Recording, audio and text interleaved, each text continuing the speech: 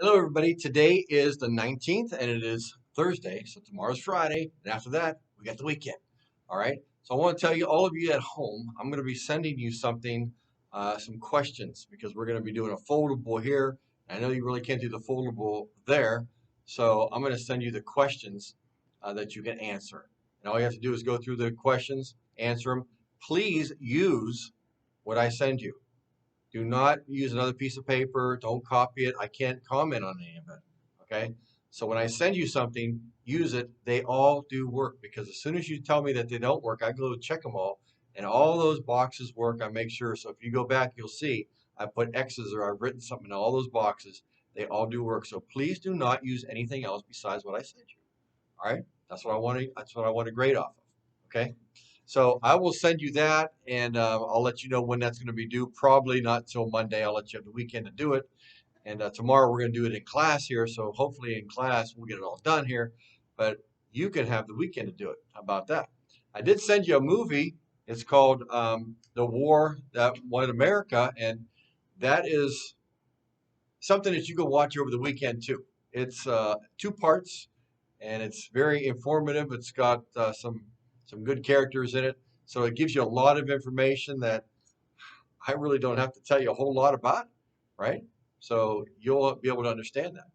All right, we're going to start off today with George Washington. George Washington, and what I sent you yesterday was a little clip on Fort Necessity and what happened there at Fort Necessity. So let me give you a little background on what they call the Half King. The Half King was an Indian chief, and at the Three Rivers, what we call Pittsburgh today, the British were building a trading post. And the Half King and his people were going to benefit a lot from that. Well, the French didn't seem to like that, and they chased the British out of there. Because of that, they ruined the economy for the Half King. So this is one of the reasons why he got George Washington to attack the French, and you know what happened for the rest? Basically, he's going to start a war because the Half King is the one that killed the ambassador, and the ambassador's brother is the one that would come after George Washington and all of his men. Oh, by the way, you saw at Fort Necessity, the Half King, they all left Washington. All the Indians left, and they had to fend for themselves, right? So here's what happened when George Washington went back to Virginia and talked to Governor Dinwiddie. Went back and talked to Governor Dinwiddie. They didn't hit it off too well. Dinwiddie wondered why he did what he did, and Washington's response was, "You weren't there. I had to do what I had to do." Well, maybe it wasn't good enough for Dinwiddie because he said, "You can still be part of the militia, but you're no longer going to be a colonel. You can be a captain. If you still want the position, you'll be a captain." Washington didn't take it. He went home. Matter of fact, he went and talked to the owner of Mount Vernon, and he said, "I'd like to rent some space here if I could." He said, "What about your military career?" "I'm done with the military." He said, "I want nothing more to do with it." Okay. He said, "Well, when Anne dies, and that's Lawrence's wife, when she dies, I'm going to give the title of the property to you." Eventually, he does get it, and that's where Mount Vernon is today. So he does get it. But something really great happens for Washington, at least in his own mind. You see, he really did like to be involved in military things. Before he got captured at Fort Necessity, he even mentioned, "I love hearing the sounds of those rifles and those bullets whizzing past my head." Wow. He could have been killed both ways, but it was very exciting for him. He liked it, and he was good at what he did. So let's go on a little bit further and see how good. After that, kind of getting off Washington just for a second, there was a new plan for unity. And it was this: delegates from 7 of the colonies met in New York, in a place called Albany, New York, in 1754. And they met with the Iroquois League, with the leaders of the Iroquois League. And what the British wanted to know was, if we go to war with the French, will the Iroquois League support us? Will they be with us? They said yes. So that's hundreds, if not thousands, of men that will help fight. So that's a good thing. Once they left, then another meeting started. And it was led by this guy, Benjamin Franklin. Franklin only flies kites, doesn't he? He's a diplomat. He's a diplomat, and he's got a great idea. It's called the Albany Plan of Union. The Albany Plan of Union. So what is the Albany Plan of Union is? Make sure you understand what that is. You write that down. The Albany Plan of Union starts off with this. They want a delegate, means a person, or two from each colony to meet in a council. Okay, like a big organization here. So there either be 13 or 26 people in this, and the king will be able to appoint a leader. So you have this council, you have this leader appointed, and the first order of business is that they will be agents and acting for all colonies with the Native Americans. So that way nobody else has to deal with them. Just these people will deal with them. Okay, and then they'll find out what they have to do afterwards. We have something like that today. It's called the Bureau of Indian Affairs. So it's still happening now. Second thing was they want to be able to raise an army and a navy. Why would you want to raise an army and navy? Well, just for the colonies. But don't we already have an army and navy called the British Army and Navy? Yeah, but this way it will take a little pressure off them and you'll have your own colonial army and navy because you see, the colonies don't want to work together too well. And this way, if you have an army and navy for all of them, they don't represent all of them and they'll work together. That's what Benjamin Franklin thought. Well, the problem was, how are you going to pay for this? Because the king is not going to pay for two armies and two navies. That's a lot. Well, here's what Benjamin Franklin said. We'll just tax the colonists. That's not going to go over too well. And it didn't go over too well. The colony said a big no. We are not going to pay for an army and a navy. So that was done with.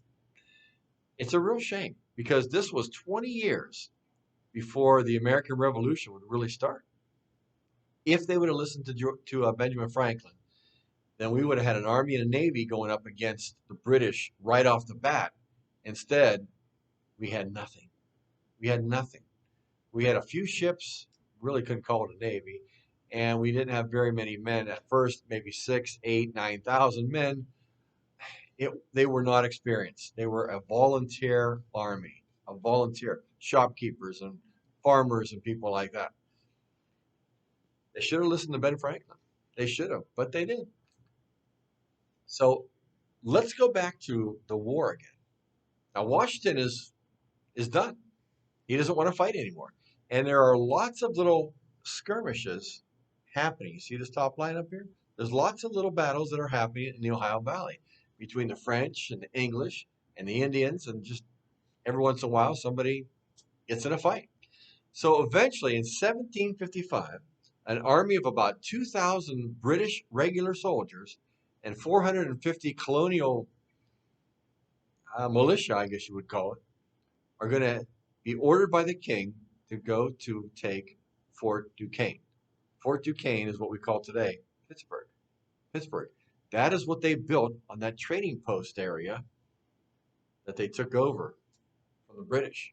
So now the king is sending them there and saying, you take Fort Duquesne and be done with these French, send them back to Canada. Okay, well, the man in charge is going to be General Edward Braddock. I want you to know his name, General Edward Braddock. General Braddock is a very fine man. He's an older man, probably in his 50s, and he has a couple of aides that are going to be with him. One of his aides is Colonel George Washington. Now, how did he get in there again? Washington heard about this. He went to meet Braddock, and Braddock was very impressed with him. And he told him, he says, well, you know, Governor Dinwiddie and I don't get along. He says, that's okay. Nobody gets along with Governor Dinwiddie. No one does. And he says, I want you to ride with me because Governor Dinwiddie told me that you're a fighter. And he says, well, I am a fighter. He says, then I want you with me. Washington said, well, you know, there is the question of rank. He said, I will give you a rank of lieutenant colonel. And he says, no one will be able to tell you what to do. You will be provincial, in other words, above all the rest of them. He liked that. He really did. So he had one thing to tell Braddock, and that was this. You cannot fight the Indians and the French, the Canadian French, the way that you're fighting over in Europe. standing in line and shooting at each other. You can't do that. Why not? He said. That's the way we always fight. That's the way the British fight. Because these people hide behind rocks and trees and stumps and in the forest, and you're out in the open like targets. Braddock didn't want to hear it. He had a very distinguished career. He never lost. He knew what he was doing, but over here, didn't really know what he was doing. He didn't know what he was getting himself into. So here's what happened. I'm not going to read everything. I can tell you from here. What happens is this. There's about 250 men or so, maybe 300, that Braddock has that are cutting their way through the forest and making a road. There is no road. So they're making a road for these soldiers to march on with all these cannons and these wagons and supplies and tents. And Washington told them, you need to leave a lot of that stuff behind because you can't carry it through the mountains. Well, we're going to do it because we always do it. Found out it was a lot harder than he thought it was. It really did. So they're cutting roads through. And when they get about 10 miles from Fort Duquesne, they get attacked because they come to an open spot. The Indians and the French were waiting for this. They've been watching them the whole way. When they got to the spot, they attacked them. And of course, Braddock wanted his men to line up like little toy soldiers and fight. And they were perfect targets because the Indians and the French were fighting through the woods and they were under cover and they shot these guys down unbelievably. Unbelievably. Braddock was shot himself. And about an hour later, he was dead. He was dead. All the officers that were on horseback were being picked off one at a time. It was a massacre. It was a massacre. So let's read what General Washington actually said. He wrote a letter back to Governor Dinwiddie, and he said, General Braddock's been killed, and this is what happened.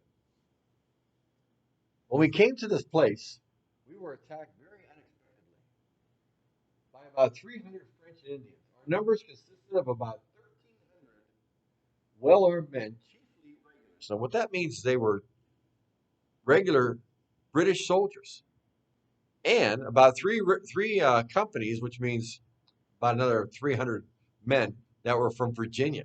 They were militia. The regulars were immediately struck with such an inconceivable panic that nothing but confusion and disobedience of orders prevailed among them. These guys were out of control. Out of control. Washington and his scout were on horseback telling them, take cover, save yourself. A lot of them decided to do that and hit the ground, which probably saved some of their lives. The officers in general behaved with incomparable bravery, for which they greatly suffered. There being nearly 600 officers killed or wounded that day. Half of the men that they had. Half of the men that they had. Now he says of the Virginians, they fought like, they behaved like men and died like soldiers.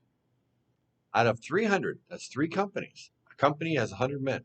Out of 300, he said, scarcely 30 were left alive. 270 men that Washington brought were dead. 270 men were dead. That's tragic. So I want to show you where Youngstown is, where Fort Duquesne is. That's Pittsburgh. We were that close. Now, 1755, they ever think about Youngstown? No, but about 40 years later, they would think about Youngstown. Yep. In the 1790s, I think it was 1796 or 7, Youngstown became Youngstown. All right? So we're real close. This talks about them being about 10 miles when they got attacked. That's what that says. So take a look at this picture. What a great picture this is. Which one of these men is Washington? Which one do you think? This one here? He's a big guy. That's General Braddock. I believe that is General Gage. This is George Washington. The youngest one, not dressed in red. Not dressed in red. Great picture. Great picture. Washington really liked Braddock. Braddock liked him too. Braddock, he had a great idea to do things, but he just didn't know how to execute it. He did it the wrong way. He really did. He told at the very end, Washington, get these men out of here. And Washington did. So when Braddock went down, Washington, on his horse, started to rally these men. And his horse shot out from underneath him. He went down. Grabbed another horse, got up. That horse shot out from underneath him. He goes down again. Third time he got up. He finally got these men rallied enough to get out of where they were, go back down the river, literally through the river. They were walking in the river, in the water, and the French were still firing the British cannons at them. What do you mean British cannons? They left their cannons there. And so they just turned the cannons around and started firing them on the British themselves. That's bad. That's bad. Braddock dies in the wagon along the way. And what does Washington do? He has him buried, not in the field, but in the middle of the road. In the middle of the road. Why is that? Because they didn't want the French or the Indians to find him and dig him up and desecrate his body. In other words, start cutting him in pieces. You know, these people like to cut arms and legs off and stuff like that. They couldn't scalp him because he was bald, so they couldn't scalp him anyway. But they buried him deep in the middle of the road, and once they covered him up, all the men just walked right over top of him, like he wasn't even there. Years later, they went back and they found him and dug him up, and they buried him proper in a nice place. But there is a monument there today. If you look up General Edward Braddock, you'll see there's a monument right where he was in the road. It's pretty cool. Pretty cool there. So good thinking on Washington's part. Now, here's a couple things I want to read to you that I think you'll like. Let me put this on pause for a second. Okay, this is Washington speaking. It is true. We have been beaten, shamefully beaten by a handful of men who only intended to harass us, never intended to ever beat us in battle, but yet they did. And he said, if I wouldn't have seen it with my own eyes, if I wouldn't have been a witness to the fact of that fatal day, I never would have thought it would have ever happened. I never would have thought that. Wow. So in constant danger, 2 horses shot out from underneath him. 4 bullets went through his jacket. I haven't even got to that part yet. Although reported killed, dead, he wasn't. He wasn't dead. So he found 4 bullet holes in his jacket. Some of them were direct hits, but they didn't touch him. How do you get a bullet hole in your jacket and don't get hit? He did. And this is why he explains this. He attributed his preservation to an all-powerful dispensations of providence. Providence means God. That God had protected me, and he surely had protected him. Out of 1,373 men, non-commissioned officers and officers, only 453 came out of that battle alive. How many French and Indians were shot up? About 30. Maybe a little bit more, but about 30. Not too many. They couldn't get to him. They were hiding. That's the way you're supposed to fight. So, let's go on a little bit farther. Washington is saved by God. He really is. Indians testified later that they shot at him, many of them, many times. He went down, but he kept getting back up. Something was protecting him. So this is the part that I wanted to read to you. I can read it from up there, but it's better to read off this paper. This is a first-hand account. Put my glasses on. It says this: the British soldiers trained for European warfare did not break rank, even when Braves fired at them from under the safe cover of the forest.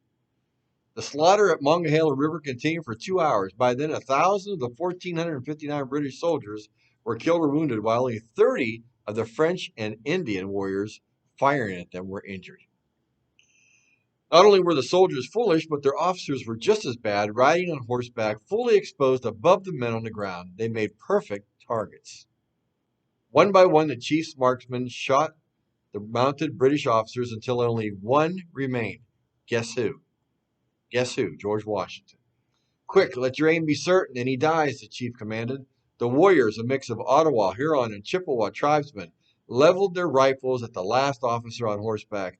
Round after round was aimed at this one man. Twice the officer's horse was shot out from under him. Twice he grabbed a horse left idle when a fellow officer had been shot down.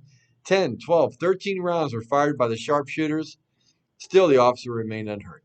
The native warriors stared at him in disbelief. Their rifles seldom missed their mark. The chief suddenly realized that a mighty power must be shielding this man. Stop firing, he says. This one is under special protection of the Great Spirit, and we don't want anything to do with that. This man was not born to be killed by a bullet. How about that? Later on, the Indian meets George Washington in 1770. And listen to the prophecy that he said. He said, the Great Spirit protects that man, pointing at Washington, and guides his destinies. He will become the chief of nations, and a people yet unborn will hail him as the founder of a mighty empire. I am come to pay homage to that man who is particular favorite of heaven and who can never die in battle. This is what Washington found once these men got out of harm's way.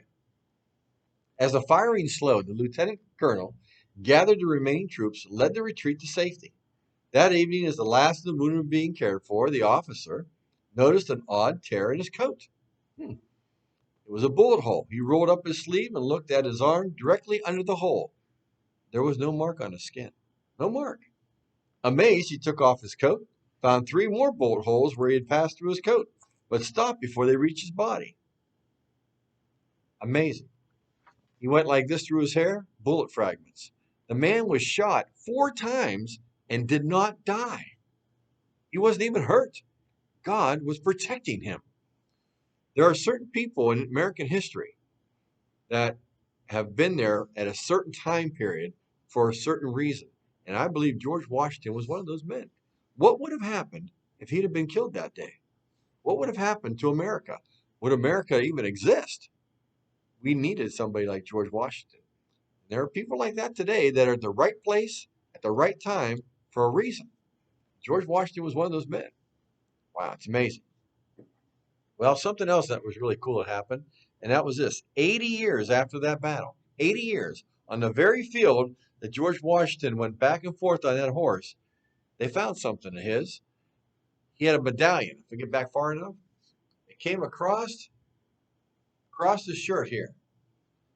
And they carried a cartridge box, and on that cartridge box was a big medallion about this big that they would use to cover your heart. Well, that got shot right off of his body, and somebody found it, had GW written on the back. Imagine how much that'd be worth today. A lot of money. These guys lost all kinds of things. Buttons and guns and medallions that they had on, hats, everything. They lost everything because they're running for their lives. All right, let's wrap this war up a little bit, shall we? So, the war is declared in 1755.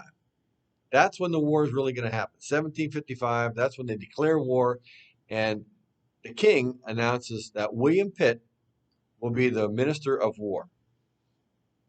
Here he is right here. Now, William Pitt had a great idea. He said, let's bring some of those men that are fighting in Europe and bring them over here to the colonies and outnumber the French. Well, they did that, and guess what? They won the war. They won the war. William Pitt never set foot on any of these colonies, yet they named something after him. What do you think they named after William Pitt? Pittsburgh. Pittsburgh. That's what's named after William Pitt. So that's where they get the name from. Now you know, right? In the beginning of this war, it went really bad for the British. The French had everything. It wouldn't be until 1758 that all of a sudden the war started to change and the British started to take control. And they took control of this fort and that fort and this fort, all the way up into Fort Niagara. And where that's at, Niagara Falls. That's right. And they were pushing the French up into Quebec. I thought I'd show you this. If you want to know what George Washington looked like, this is it. This is exactly how he looked like. This was a cast made from his face. So we see all these paintings of George Washington here, paintings of that there. This is the actual man. So you're looking at George Washington himself right here. This is a death mask. So when they die, They put a mold over his face, and they get a plaster of Paris and they fill it up, and there you go. You got a mask. So isn't that cool to be able to look at George Washington right now, looking at you? Okay, final part. Jeffrey Amherst, we're going to talk about him. Um, he is a major general, and he takes over all the forces leading to Quebec. They feel this: if they can get Quebec, where all the supplies and all the things are coming in for the French, then it'll be like a domino effect. All the other forts will start to fall. They were right.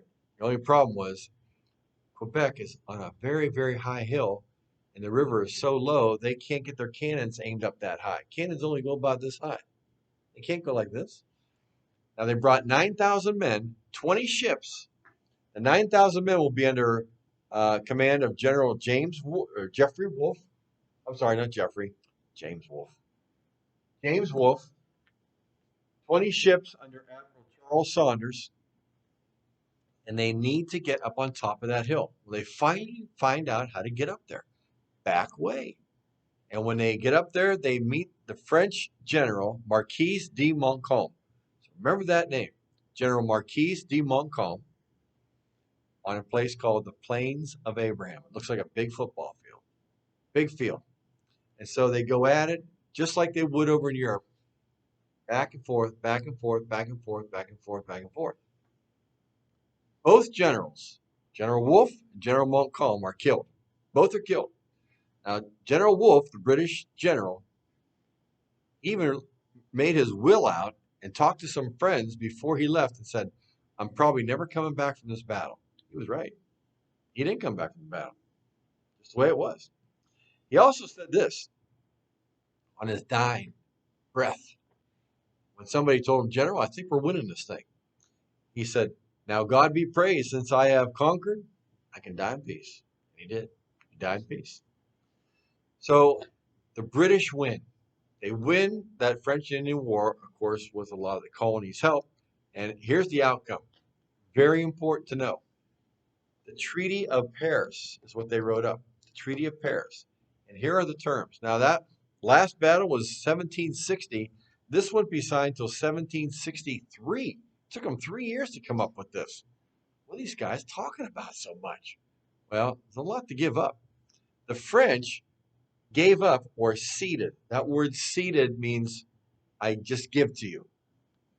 No money, nothing exchanges hands. I just give it over to you. They gave up all the land in North America west to the Mississippi River, except for New Orleans. Except for New Orleans. Wow, that was a lot of land. So, they even show a map here. I'm going to show you a map pretty soon. They also ceded West Louisiana, which is about 3/4 almost of the whole United States today, to Spain. Well, why is that? Spain had been in the war since 1762, and so they weren't in it for very long, really. Spain gives over or cedes Florida to England, so now England has all that territory and Florida too, but they get all that extra territory that the French gave them. So let's go over here and take a look at this map. It's a lot easier to see. All right, you see this yellow part? This is where the colonies once were, right here. Only 13 of them. After the war, they got all the way over here to this, whoops, yellow spot here. This is the Mississippi River. So the British now own all of this. What about this over here? This is what Spain got. Spain owns all of this. Oh my goodness. They own everything. It's going to be a problem. It's going to be a problem. But the British own all this and Florida too. They also own Florida. The only thing they don't have is New Orleans. They don't get that. So let's go back over here again. Taking a little walk. Here we are. That's all we have. That's all we have. So I am going to send you guided reading 7-2. I'm not going to grade it, but I'm going to send it to you so you can have it. You can fill it out. You can run it off, do whatever you want with it. But I want you to go ahead and work on that. Okay? And then I'm also going to send you, not today, but tomorrow, those questions for the foldable that we're actually doing in class tomorrow. Okay, so I want you to go ahead and do those, and that will be due for Monday. All right. You're all doing a pretty good job, and I want you to keep it up. So stay with me. And those of you that are going to be coming back, I'll be looking forward to seeing you. Probably won't be seeing you until after Thanksgiving, I suppose. But in any case, you guys be good, and we'll see you when you get back. And those of you that are online, I see you every day. So see you soon.